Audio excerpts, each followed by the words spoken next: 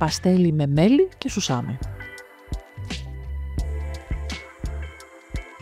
Υλικά.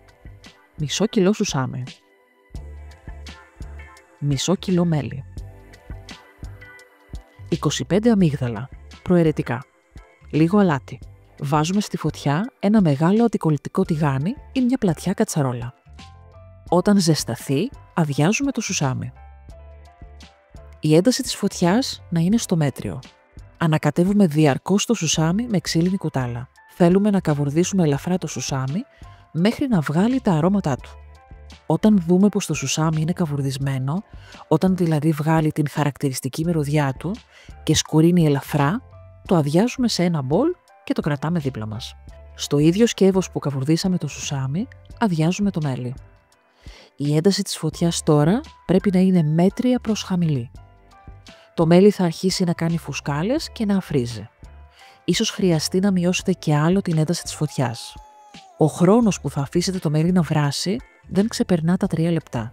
Θα παρατηρήσετε πως μυρίζει σαν καραμέλα. Αν έχετε θερμόμετρο τροφίμων, η ένδειξη θα είναι 123 με 125 βαθμοί. Σε αυτό το σημείο αδειάζετε στο μέλι που βράζει το σουσάμι. Ανακατεύετε καλά. Θέλετε να βραχεί καλά όλο το σουσάμι. Αν χρησιμοποιήσετε αμύγδαλα, τα προσθέτετε τώρα. Ανακατεύετε ξανά.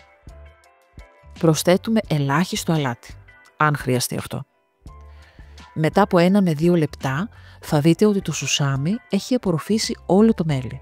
Αδειάζετε το μείγμα σε πυρέξ ή μικρό ταψί ή σε φόρμα που πρώτα έχετε καλύψει με χαρτί ψησίματος. Με γρήγορες κινήσεις ισιώνετε με ξύλινη κουτάλα την επιφάνεια του παστελιού. Απλώνετε πάνω από το παστέλι ένα κομμάτι χαρτί ψησίματος και με ένα κυλινδρικό αντικείμενο, όπως ένα βάζο ή ένα ποτήρι, ισιώνετε ακόμη την επιφάνειά του. Αφήνετε το παστέλι να κρυώσει ελαφρά. Αυτό θα χρειαστεί περίπου μισή ώρα. Κόβετε με μεγάλο μαχαίρι ή με κόφτη πίτσας το παστέλι στα κομμάτια που θέλετε. Αποθηκεύετε το παστέλι σε μεταλλικό ή γυάλινο βάζο ή μπολ καλά κλεισμένο.